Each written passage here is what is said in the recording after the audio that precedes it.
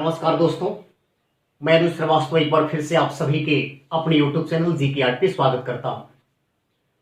छात्रों, आज हम मॉडर्न हिस्ट्री के उस लेसन को आपके सामने लेकर आए हैं जिस लेसन से संबंधित प्रश्न शायद ही किसी वनडे एग्जाम में न आता हो। आप यदि एसएससी का एग्जाम देते होंगे, पीसीएस का एग्जाम देते होंगे, डिफेंस का एग्जाम देते होंगे, रेलवे का एग्जाम देते होंगे या स्टेट लेवल का आप कोई भी एग्जाम देते होंगे, और यदि आप परीक्षाओं में बैठे होंगे या फिर परीक्षा में नहीं ही बैठे होंगे और सेट प्रैक्टिस करते होंगे, तो सेट प्रैक्टिस करते समय इस टॉपिक से क्वेश्चन न आता हो, ऐसा बहुत ही कम देखने को मिलता है।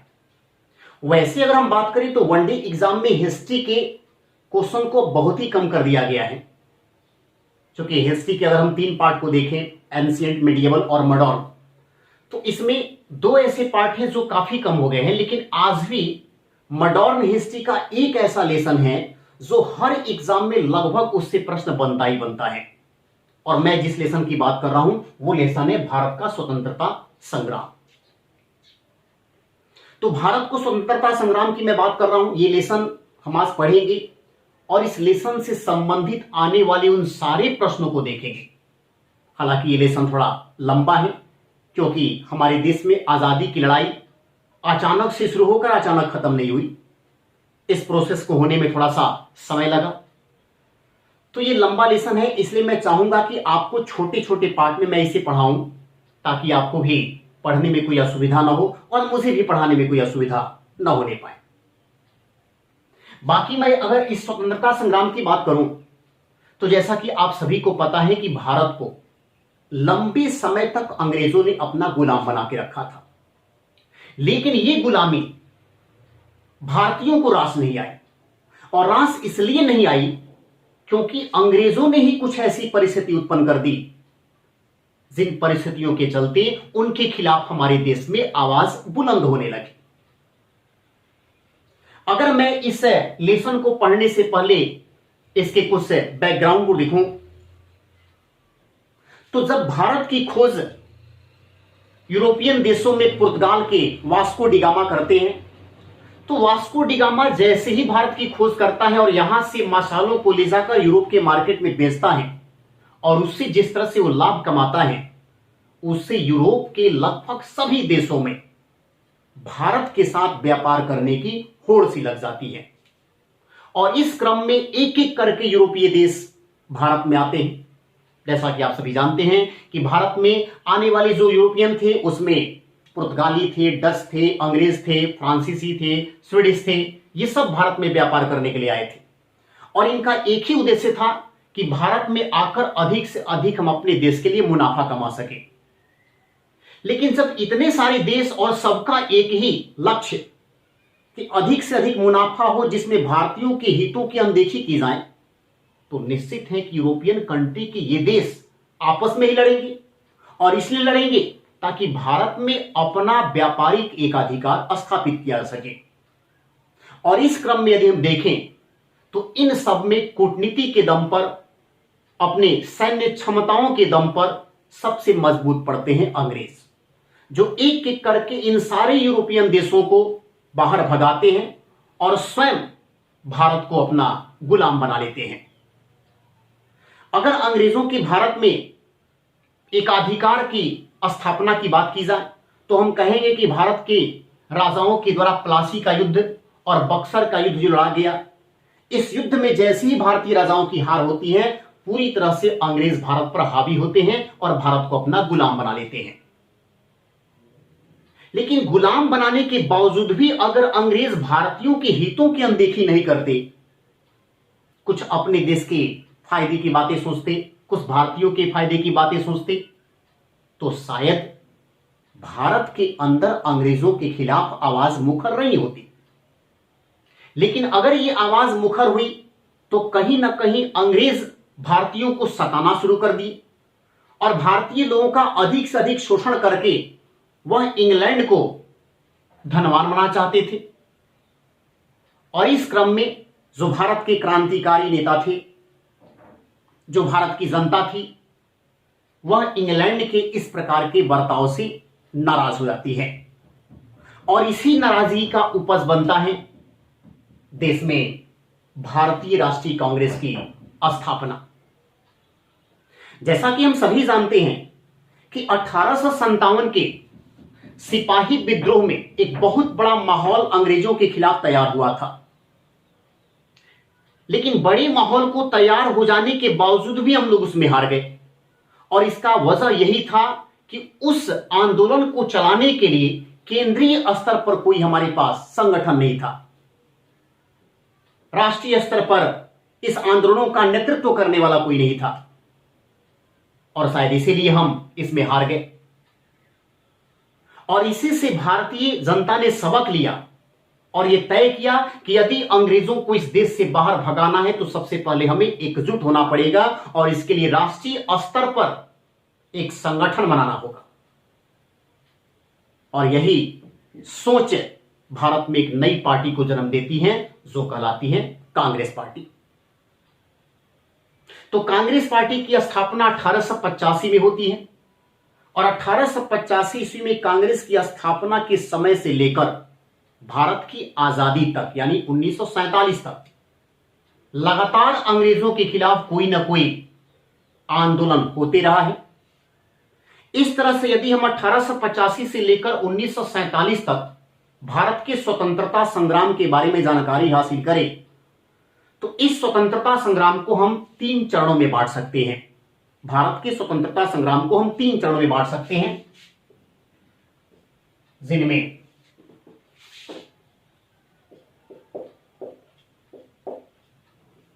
नरम युग, दूसरा चरण आता है गरम युग, और तीसरा चरण आता है गांधी युग। तो मैं जैसे बताया हूं कि कांग्रेस पार्टी की स्थापना 1885 में हुई थी, और यहां से लेकर 1947 ईस्वी तक देश के अंदर जो भी अंग्रेजों के खिलाफ आंदोलन वगैरह होते हैं, विरोध प्रदर्शन होते हैं, इन सभी को हम स्वतंत्रता संग्राम की घटनाओं के तहत पढ़ते हैं। और 1885 में कांग्रेस की स्थापना के समय से लेकर अगर हम 1905 ईस्वी तक बात करें तो इस दौर में भारत में नरम पंथियों का दबदबा रहा। आजादी तो हम चाहते थे, लेकिन हमारी आजादी का उद्देश्य नहीं था कि हम अंग्रेजों से झगड़ा करें। हम उनसे अनुनय करके, विनय करके, आग्रह करके, प्रतिवेदन दे करके शांतिपूर्वक ढंग से, संवैधानिक तरीके से आजादी प्राप्त करना चाहते थे। तो इस समय कांग्रेस पार्टी जो एक राष्ट्रीय पार्टी के तौर पर पहचान बनी, उस पार्टी के अंदर जितने भी नेता थे वो सब नरम विचारधारा के नेता थे, और उनका उद्देश्य कभी भी यह नहीं था कि हम अंग्रेजों के साथ झगड़ा करके आजादी ले लें। वह अपनी राजनीति सुलह के आधार पर करते हैं, अंग्रेजों के मान मनोबल के आधार पर करते हैं। और अगर हम 1885 से लेकर 1905 ईस्वी तक कांग्रेस पार्टी के अंदर जिन नेताओं का प्रभुत्व रहा, जिसको हम नरम दल के नेता कहते हैं, उन नेताओं की अगर हम बात करें तो उसमें प्रमुख नेता थे दादा भाई नौरोजी, A.O. ह्यूम, सुरेंद्रनाथ बनर्जी, व्योमेश चंद्र बनर्जी, गोपाल कृष्ण गोखले, मदन मोहन मालवीय। ये कांग्रेस पार्टी के अंदर वैसे नेता जो देश को आजादी दिलाने का प्रयास करते हैं, लेकिन इनका उद्देश्य कभी भी हिंसा नहीं रहा। ये अहिंसात्मक रास्तों पर चलकर सुलह के माध्यम से, समझौता के माध्यम से, आग्रह विनय के आधार पर आजादी प्राप्त करने का प्रयास करते हैं। इसलिए ऐसे दौर में जो भी इस पार्टी के अंतर्गत नेता आए, उन सारे नेताओं को हम नरमपंथी नेता की संज्ञा देते हैं। अगर मैं इन नेताओं की कुछ उपनामों की चर्चा करूं जो कि एग्जाम में डायरेक्ट क्वेश्चन पूछे जाते हैं, उसमें दादा भाई नौरोजी को कहा जाता है the grand old man of India, old man of India. Bharat के वृद्ध पुरुष कहे जाते हैं। एओ ह्यूम की बात करूं तो इनको कहा जाता है hermit of Shimla, hermit of Shimla अर्थात शिमला का सन्यासी, शिमला के संत कहे जाते हैं एओ ह्यूम। सुरेंद्रनाथ बनर्जी की बात की जाए तो इनको कहा जाता है बिना ताज का बादशाह, बिना ताज का बादशाह। व्योमेश चंद्र बनर्जी, इनका तो कोई उपनाम नाम था लेकिन काफी इंपॉर्टेंट पर्सन थे, इसलिए कि कांग्रेस पार्टी के प्रथम अध्यक्ष यही बनाए गए थे। गोपाल कृष्ण गोखले की बात की जाए तो इनके बारे में हम कह सकते हैं गांधी जी के राजनीतिक गुरु, गांधी जी के राजनीतिक गुरु थे गोपाल कृष्ण गोखले। मदन मोहन मालवीय की बात की जाए तो इनको एक उपनाम दिया गया था महामना। तो इनके बारे में मैं लिख रहा हूं कांग्रेस के प्रथम अध्यक्ष, हालांकि ये इनका उपनाम नहीं है, कांग्रेस के प्रथम अध्यक्ष थे ये। तो ये जितनी भी मैं नेताओं का यहां पर नाम लिखा हूं सारे नरमपंथी नेता जिनका प्रभाव कांग्रेस पार्टी के अंदर 1885 से लेकर 1905 ईस्वी तक रहा। लेकिन 1905 में इन नरमपंथियों के द्वारा कुछ इस प्रकार से माहौल को तैयार कर दिया जाता है जिससे अंग्रेजों को धीरे धीरे ही सही लेकिन उन्हें अपनी स्थिति में गड़बड़ी मालूम होने लगती है, और शायद इसीलिए वो जैसे जैसे राष्ट्रीय आंदोलन आगे बढ़ते जाता है वैसे वैसे कांग्रेस पार्टी पर अंग्रेजों का, कांग्रेस पार्टी के प्रति अंग्रेजों का व्यवहार कठोर होते जाता है। अगर मैं गर्म युग की बात करूं या गर्म दल के समय की बात करूं तो यह शुरू होता है 1905 से लेकर 1919 तक। इस दौर के अंतर्गत जो भी नेता थे कांग्रेस पार्टी के अंतर्गत, वो अंग्रेजों से अनुनय बिना करके आजादी लेना नहीं चाहते थे। उनकी इच्छाएं थी कि अंग्रेजों को यहां से मारा जाए, पीटा जाए या उन्हें भगाया जाए, क्योंकि आजादी भीख मांगने से नहीं मिलती है। इस दौर के नेताओं में अगर हम बात करें तो इसमें लाल बाल पाल ये काफी प्रमुख नेता रहे।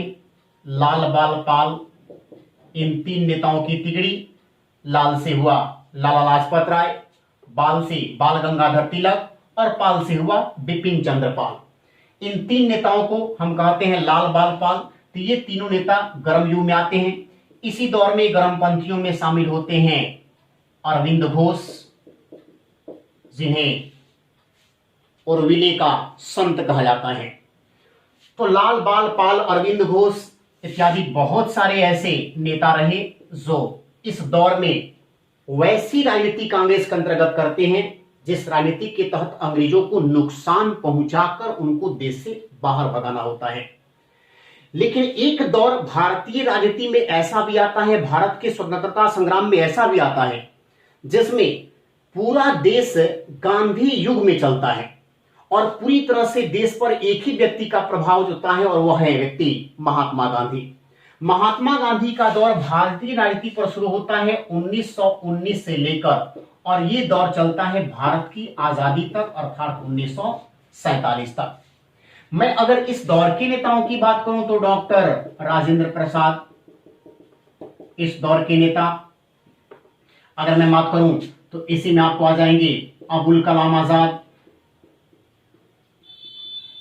अबुल कलाम आजाद, वल्लभ भाई पटेल, महात्मा गांधी। ये सभी गांधी युग के दौर के नेता रहे। उस समय कांग्रेस पार्टी पर इन लोगों का प्रभाव अधिक रहा। तो इस तरह से भारत के स्वतंत्रता संग्राम को 3 भागों में बांटा गया है, नरम दल का युग, गरम दल का युग और गांधी युग। इससे संबंधित प्रश्नों को आप बिल्कुल ध्यान रखिएगा, क्योंकि आपको डायरेक्ट कभी कभी एग्जाम में ऐसे ही क्वेश्चन पूछा जाता है कि भारतीय स्वतंत्रता संग्राम में गरम युग या गरम पंथियों का युग किस दौर को कहा जाता है। तो याद रखिएगा 1905 से लेकर 1919 ईस्वी तक। अब आइए हम कांग्रेस पार्टी की स्थापना को लेकर बात करते हैं। क्योंकि भारतीय स्वतंत्रता संग्राम की लड़ाई की शुरुआत 1885 से ही होती है और 1885 में ही देश के अंदर अंग्रेजों के खिलाफ राष्ट्रीय स्तर पर एक ऐसी पार्टी बनाई गई जिस पार्टी को हम कांग्रेस पार्टी कहते हैं। हालांकि इस पार्टी की आधारशिला किसी भारतीय ने नहीं रखी, इसको एक अंग्रेज ही रखता है। अर्थात हम ये कह सकते हैं कि अंग्रेजों के लिए कफन अंग्रेज ही तैयार कर देता है। तो इसको जरा ध्यान से देखिएगा, कांग्रेस पार्टी को लेकर किस प्रकार से क्वेश्चन पूछे जाते हैं। कांग्रेस पार्टी की स्थापना, यह स्थापना इसका हुआ था 28 दिसंबर 1885 को। कांग्रेस पार्टी की स्थापना होती है 28 दिसंबर 1885 को। अब इससे देखिए संबंधित कौन कौन से प्रश्न आपके एग्जाम में पूछे जा सकते हैं, जिन प्रश्नों को आप निश्चित ही देखे होंगे। सबसे पहले इसमें आता है नाम, कि इस पार्टी का नामकरण किसने किया, यानी किसने इस पार्टी का नाम कांग्रेस रखा था। तो नामकरण इसका किए थे दादा भाई नौरोजी। कांग्रेस पार्टी का नामकरण किया जाता है दादा भाई नौरोजी के द्वारा। अब देखिए कांग्रेस पार्टी की अगर हम प्रथम बैठक की बात करें, प्रथम बैठक, तो प्रथम बैठक हुआ था गोकुलदास तेजपाल संस्कृत महाविद्यालय,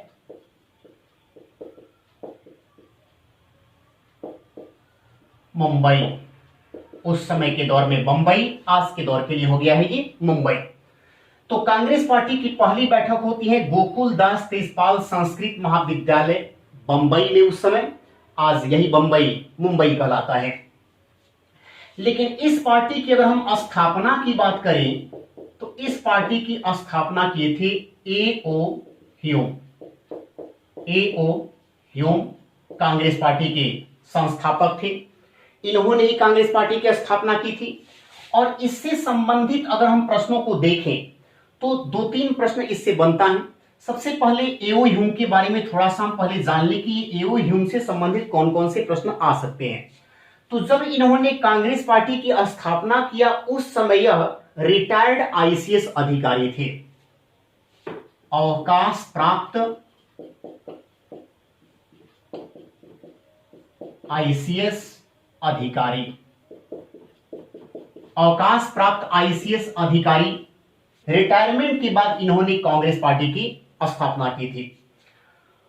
अब इनसे देखिए एक और क्वेश्चन क्या बन सकता है कि ए.ओ. ह्यूम कहां के निवासी थे? स्टॉकलैंड, स्टॉकलैंड के निवासी ए.ओ. ह्यूम। और ये आईसीएस अधिकारी के तौर पर कहां से रिटायर हुए थे? तो ये रिटायर हुए थे शिमला के आईसीएस अधिकारी रह चुके थे।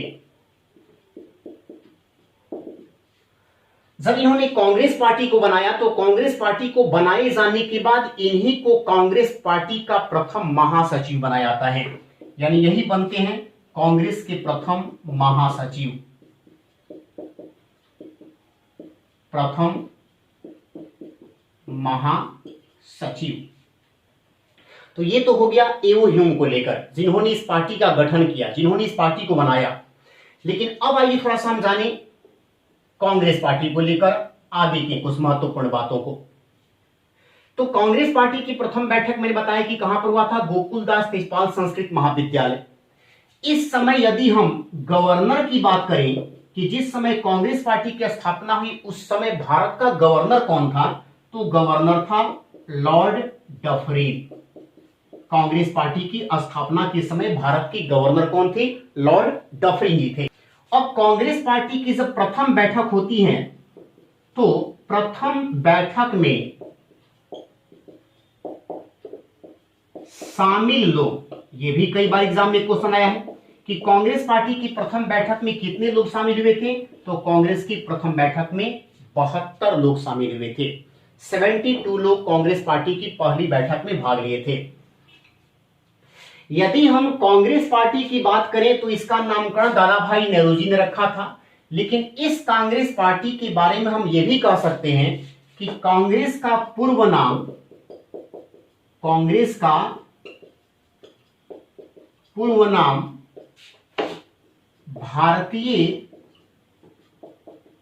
राष्ट्रीय संघ था। तो कांग्रेस का पहले का नाम था भारतीय राष्ट्रीय संघ, और इस भारतीय राष्ट्रीय संघ की स्थापना की मैं अगर बारे में बात करूं तो 1876 में इसी भारतीय राष्ट्रीय संघ की स्थापना की थी सुरेंद्रनाथ बनर्जी, जिसको हम कहते हैं इंडियन नेशनल एसोसिएशन। अब यदि कांग्रेस पार्टी के प्रथम अध्यक्ष की बात की जाए तो कांग्रेस पार्टी के प्रथम अध्यक्ष थे व्योमेश चंद्र बनर्जी। व्योमेश चंद्र बनर्जी कांग्रेस पार्टी के प्रथम अध्यक्ष बनाए गए थे। इस पार्टी के उद्देश्यों के से संबंधित प्रश्न भी पूछे जाते हैं कि कांग्रेस पार्टी की स्थापना का उद्देश्य क्या था। तो अगर मैं कांग्रेस पार्टी की स्थापना के उद्देश्य के बारे में बात करूं तो कांग्रेस पार्टी की स्थापना का उद्देश्य था भारतीयों में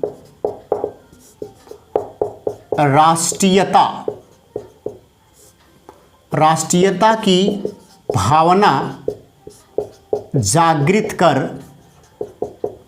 देश को आज़ादी दिलाना।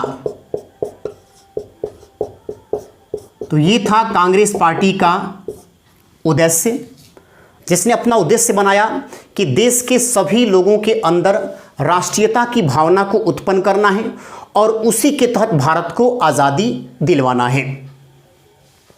तो कांग्रेस पार्टी की प्रथम बैठक में जब मात्र 72 लोग शामिल हुए तो थोड़ा सा कांग्रेस पार्टी के गठन पर ही एक प्रश्न चिन्ह लग गया, क्योंकि इतने बड़े देश में कांग्रेस पार्टी की पहली बैठक में मात्र 72 लोगों का शामिल होना ये थोड़ा सा अपने आप में एक हास्यास्पद बात रहा। और यही कारण था कि उस समय के कुछ अंग्रेज अधिकारियों ने कांग्रेस पार्टी पर व्यंग कसा। तो सिर्फ कांग्रेस पार्टी पर अंग्रेजों ने ही व्यंग नहीं कसा, कुछ ऐसे भारतीय भी इसमें शामिल हो गए जिन्होंने कांग्रेस पार्टी की स्थापना पर ही प्रश्न चिन्ह लगा दिया। आइए हम जानते हैं कि कांग्रेस पार्टी की स्थापना को लेकर किन किन लोगों के द्वारा कौन सा स्टेटमेंट दिया गया था। यदि कांग्रेस पार्टी की स्थापना पर मैं स्टेटमेंट की बात करूं तो कांग्रेस पार्टी पर स्टेटमेंट भारतीयों के द्वारा भी दिया गया है और भारतीयों के साथ साथ अंग्रेजों के द्वारा भी दिया गया है। और इस स्टेटमेंट में सबसे पहला स्टेटमेंट निकल कर आता है अंग्रेजों की तरफ से उस समय के गवर्नर लॉर्ड डफरिन का। तो डफरिन साहब ने क्या कहा, कांग्रेस अल्पसंख्यकों का प्रतिनिधित्व करती है।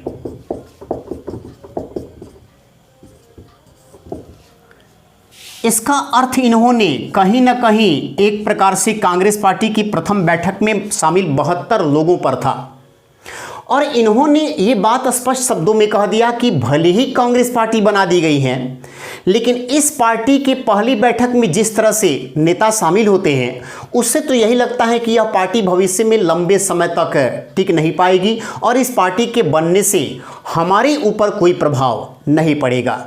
तो एक प्रकार से ये व्यंग मारा गया था कांग्रेस पार्टी की स्थापना को लेकर। तो अंग्रेज यदि व्यंग मारते थे वो तो सही है, क्योंकि उनका तो हक बनता था, क्योंकि वो किसी पार्टी का गठन चाहते ही नहीं थे, देश को आज़ादी मिल जाए ऐसा वो सोचते ही नहीं थे।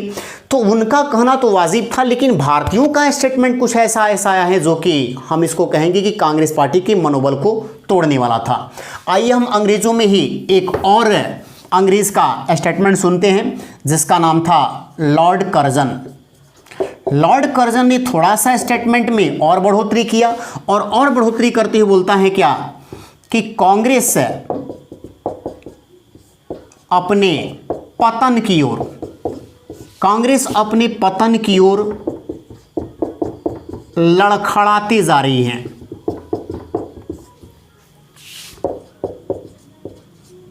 लड़खड़ाती जा रही है। मेरी इच्छा है कि मैं कांग्रेस के शांतिमय मृत्यु में सहयोग कर सकूं। ये देखिए कितना बड़ा स्टेटमेंट दिया गया। ये स्टेटमेंट देता है लॉर्ड कर्जन, भारत का गवर्नर यह भी रह चुका था। तो ये स्टेटमेंट देता है कि कांग्रेस अपने पतन की ओर लड़खड़ाती जा रही है, अर्थात यह पार्टी लंबे समय तक भारत में टिक नहीं पाएगी, यह अपनी बर्बादी के रास्ते पर चल दी है और ऐसा एक दिन आएगा कि जब यह बर्बाद होते होते मरेगी। तो मेरी इच्छा क्या है कि जब ये मरे तो मैं इसके मरने के लिए शांति में प्रार्थना कर सकूं कि इसकी आत्मा तड़पे नहीं, आराम से ये पार्टी मरे। तो ऐसा स्टेटमेंट दिया गया था लॉर्ड कर्जन के द्वारा। अगर मैं भारतीयों की बात करूं तो भारतीयों में देखिए बाल गंगाधर तिलक, बाल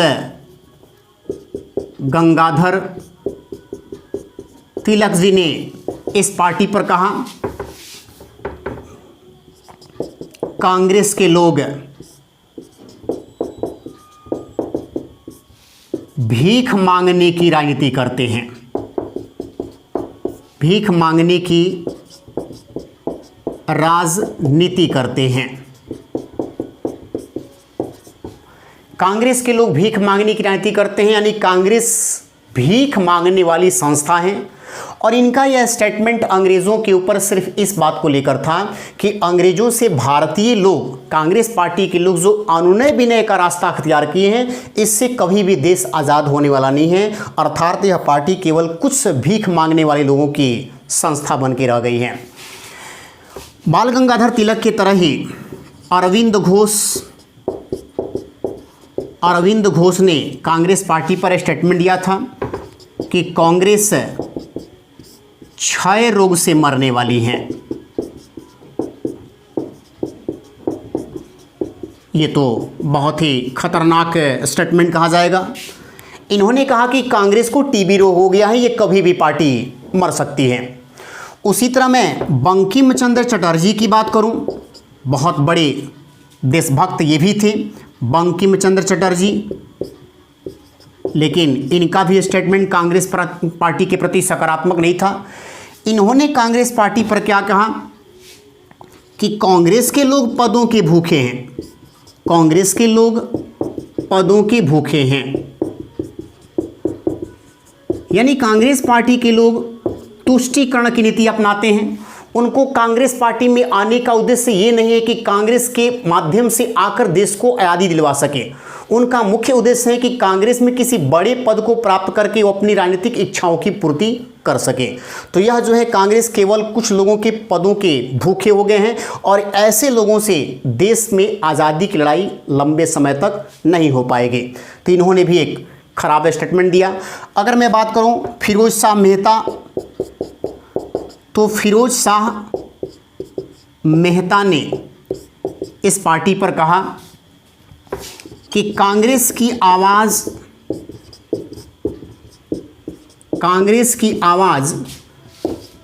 जनता की आवाज़ नहीं है, जनता की आवाज़ नहीं है। कांग्रेस पार्टी के अंदर बहुत लोग शामिल नहीं हैं, यह अल्पसंख्यकों की पार्टी है। कुछ ऐसे ही लोग हैं जो पार्टी के अंदर हैं और ऐसे लोगों के आंदोलन चलाने से राष्ट्रव्यापी असर नहीं होने वाला है। अर्थात यह कुछ लोगों की आवाज़ ही बनकर रह जाएगी, यह देश की जनता की आवाज़ नहीं बन सकती है। और जब तक यह देश की जनता की आवाज़ नहीं बनेगी तब तक कांग्रेस का अपना उद्देश्य पूरा नहीं हो पाएगा। तो फिरोज शाह मेहता जी ने यह स्टेटमेंट दिया था। अगर मैं गांधी जी के बारे में बात करूं तो गांधी जी ने हालांकि इस पर निगेटिव तो कोई बात नहीं कहा था, लेकिन कांग्रेस पार्टी पर इन्होंने जो स्टेटमेंट दिया था वो ये दिया था कि स्वतंत्रता के बाद स्वतंत्रता के बाद कांग्रेस पार्टी को समाप्त कर देना चाहिए। कांग्रेस पार्टी को समाप्त कर देना चाहिए। इन्होंने कहा कि कांग्रेस पार्टी का गठन सिर्फ इसी उद्देश्य से किया गया है कि भारत को आज़ादी दिलवाया जा सके, और यदि भारत अपनी आज़ादी कॉलोनी में कामयाब रहता है तो मुझे लगता है कि अब इस पार्टी का आगे अब कोई कार्य नहीं है, इसलिए यह पार्टी हमेशा हमेशा के लिए समाप्त हो जानी चाहिए। तो कांग्रेस का समाप्तिकरण स्वतंत्रता के बाद हो जाना चाहिए। यह स्टेटमेंट किस व्यक्ति का दिया हुआ है? महात्मा गांधी का दिया हुआ है। तो कांग्रेस पार्टी के गठन से संबंधित बहुत सारे मिलीजुली प्रतिक्रियाएं देखने को सामने आती हैं। अब मैं अगले क्लास में इसके बारे में जानकारी हासिल करूंगा कि कांग्रेस पार्टी की कब कब और कैसे कैसे बैठक होती है और किस बैठक में कौन सी आवाज़ उठाई जाती हैं। तो अगले क्लास में हम कांग्रेस पार्टी की महत्वपूर्ण बैठकों की चर्चा करेंगे। आप मेरे वीडियो के साथ कंटिन्यू बने रहिए, और मैं आपसे ये कहूँगा कि न सिर्फ आप वीडियो को कंटिन्यू देखें बल्कि अपने दोस्तों को भी देखने के लिए प्रेरित करें, उनके पास वीडियो को लगातार शेयर करें। आप यदि चैनल पर नए हैं तो चैनल को सब्सक्राइब करना भी ना भूलें। तो फिर हम मिलेंगे एक नए वीडियो के साथ आपके लिए। तब तक हम आपसे विदा लेते हैं। धन्यवाद।